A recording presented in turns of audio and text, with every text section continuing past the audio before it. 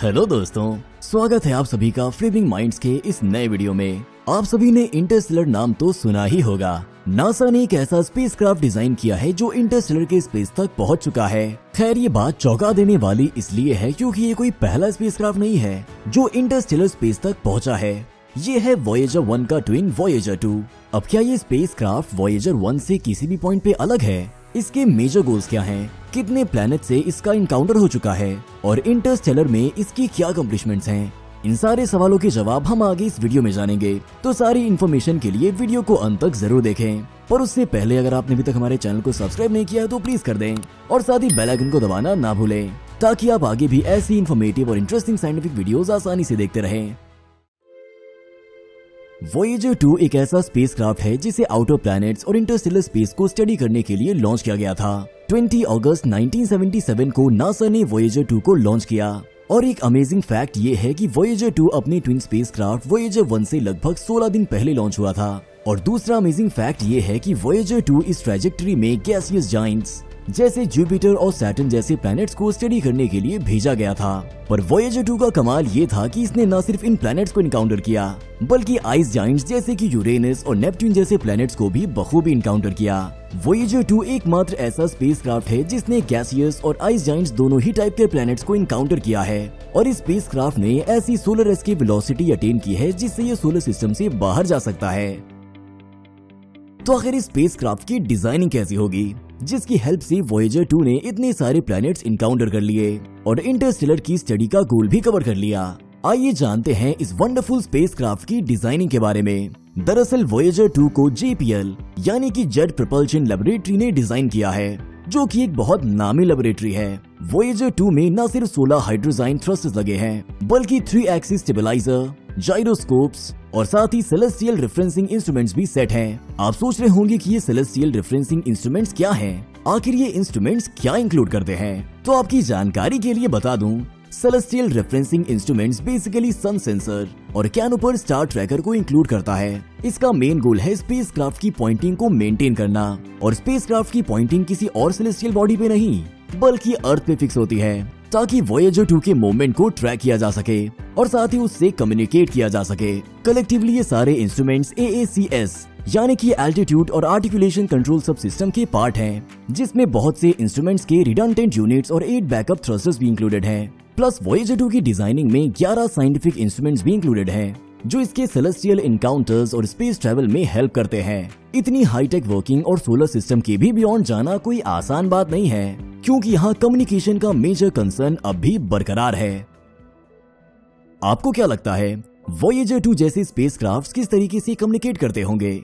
इस समस्या का समाधान सुने तो बहुत ही सिंपल है, पर यह सब कुछ टेक्नोलॉजी के कमाल के बिना कुछ भी नहीं है। वॉयेजर 2 बेसिकली इंटरस्टेलर की स्टडी के अकॉर्डिंग डिजाइन किया गया है, तो उसकी कम्युनिकेशन की रेंज को भी उतना ही वास्ट रखा गया है। वॉयेजर 2 में एक बहुत बड़ा 3.7 मीटर यानी कि 12 फीट बड़ा parabolic high gain antenna fit है, जिसके थ्रू कलेक्टेड डेटा या कोई भी फर्दर इंफॉर्मेशन कम्युनिकेट करता है via deep space network to Earth. अब ये डीप स्पेस नेटवर्क क्या है? तो आपको बता दें कि डीप स्पेस नेटवर्क एक ऐसा नेटवर्क का चेन है जो नासा कंट्रोल करता है और इसी के थ्रू कम्युनिकेशन पॉसिबल हो पाती है। वॉयेजर 2 दो बैंड्स के थ्रू कम्युनिकेट करता है। नंबर 1 S बैंड जिसकी वेवलेंथ 13 सेंटीमीटर है और नंबर 2 X बैंड जिसकी वेवलेंथ 3.6 सेंटीमीटर है। और ये दोनों बैंड्स 115.2 किलोबिट्स का हाई डेटा रेट प्रोवाइड करती हैं, जो कि बहुत ज्यादा इंप्रेसिव है। पर क्या आपने सोचा है कि अगर किसी दिन कम्युनिकेशन में प्रॉब्लम हो जाए और डेटा शेयर ना हो पाए तो आखिर वो डेटा कैसे कलेक्ट होगा? तो वॉयेजर 2 के पास इसका भी प्रबंध है। वॉयेजर 2 में सेट है DTR यानी कि डेटा टेप रिकॉर्डर, जो कि 64 मेगाबाइट्स डेटा को रिकॉर्ड भी कर सकता है और साथ ही स्टोर भी कर सकता है, जिसकी ट्रांसमिशन वो अपने नेक्स्ट कम्युनिकेशन के दौरान कंप्लीट कर देता है। वैसे कि आपके दिमाग में इससे भी कोई अच्छा प्लान है जिससे डेटा शेयर और भी फास्ट और इजी हो जाए तो हमें कमेंट सेक्शन में जरूर बताइएगा। अब बात करते हैं इतनी विगरस वर्किंग की पावर के बारे में। आपको क्या लगता है इतने बड़े और हाई टेक और इंटरस्टेलर ट्रेवल करने वाले स्पेसक्राफ्ट की वर्किंग के लिए कितनी पावर का यूज होता होगा? आइए जानते हैं। वॉयेजर 2 में 3 multi 100 what radio isotope thermo electric generator set हैं। नाम सुनकर ही आप इसकी पावर का अंदाजा लगा सकते हैं। और आपको बता दें कि ऐसे हर एक जनरेटर में 24 pressed plutonium oxide sphere set हैं। जिन्हें लॉन्च के समय approximately 157 what electrical power generate के लिए इनफ हीट प्रोवाइड की जाती है। और कलेक्टिवली की बात करें तो radio isotope thermo electric generators approximately 470 what power Voyager 2 को हमेशा प्रोवाइड करते हैं। अब वोयेजर 2 की जर्नी और अकम्प्लिशमेंट के बारे में बात करते हैं। वोयेजर 2 ने अपने प्राइमरी मिशंस बहुत साल पहले ही कंप्लीट कर लिए थे। वोयेजर 2 ने जोवियन सिस्टम साल 1979 में विजिट किया था, यूरेनियम सिस्टम साल 1986 में विजिट किया था और साथ ही नेपट्यूनियन सिस्टम साल 1989 में विजिट किया था। इन प्लैनेट इनकाउंटर्स की अपडेट नासा की पेज पे विद पिक्चर्स अपलोडेड हैं, तो आप वहां जाके इन्हें चेकआउट भी कर सकते हैं। प्लैनेट इनकाउंटर्स हमेशा से एक मेजर कंसर्न रहे हैं, पर main goal Interstellar space study करना है, जो फिलहाल कंटिन्यूड है। वोयेजर 2 44 साल 5 महीने और 26 दिन से ऑपरेटेड है एज ऑफ February 16, 2022 और February 9, 2022 को 130.1 की ट्रेवलिंग कंप्लीट हो चुकी है। नवंबर 5, 2018 में स्पेसक्राफ्ट ने इंटरस्टेलर स्पेस में इंटर किया और 122 AU डिस्टेंस भी कवर कर लिया है। उसकी ट्रेवलिंग वेलोसिटी 15.341 किलोमीटर पर सेकेंड फिक्स है।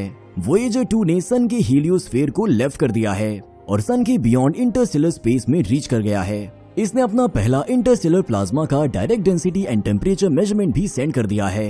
ये सारी फोटोज विद डेटा नासा ने अपने पेज पर अपलोड कर रखी हैं। और जैसा कि मैंने आपको पहले ही बताया कि वोयेजर 2 अर्थ से डीप स्पेस नेटवर्क के थ्रू कनेक्टेड रहता है, बट साल 2020 में कम्युनिकेशन पूरी तरह से लूज हो गया था और वो भी लगभग 8 महीनों के लिए, जो कि एक बहुत बड़ा कंसर्न था क्योंकि न्यूज़पेपर्स ने इस मिशन को फेल करार करना शुरू कर दिया था। पर राहत की बात ये थी कि नवंबर 2020 में कम्युनिकेशन रीस्टैब्लिश हुआ और साथ ही डेटा भी स्टोर्ड फॉर्म में प्रिजर्व था और फाइनली 12 फरवरी 2021 को फुल कम्युनिकेशन रिस्टोर किया गया और एंटेना को अपग्रेड किया गया। और आपको जानकर हैरानी होगी कि इस पूरे प्रोसेस में 1 साल का समय लगा था।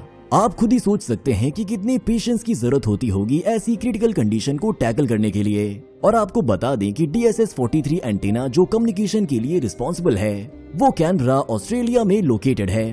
फिलहाल की बात की जाए तो वोयेजर 2 अभी भी मिशन को पूरे फोकस से कंप्लीट कर रहा है। Interstellar space travelling and study अभी भी कंटिन्यूड है। वैसे कि आपके दिमाग में ये सवाल नहीं आया कि वोयेजर 1 के होते हुए भी वोयेजर 2 को क्यों लॉन्च किया गया? दरअसल इसके 2 मकसद हो सकते हैं। नंबर 1, वोयेजर 2 की रीडिंग्स हमें ज्यादा इन्फॉर्मेशन प्रोवाइड करेंगी और 2 वोयेजर्स की वजह से हमारे इंटरस्टेलर स्टडी इजी और फास्ट हो जाएगी। नंबर 2, वोयेजर 2 एक बैकअप है वोयेजर 1 के लिए, ताकि जब भी वोयेजर 1 की वर्किंग खत्म हो हमें वोयेजर 2 से रीडिंग्स मिलती रहे।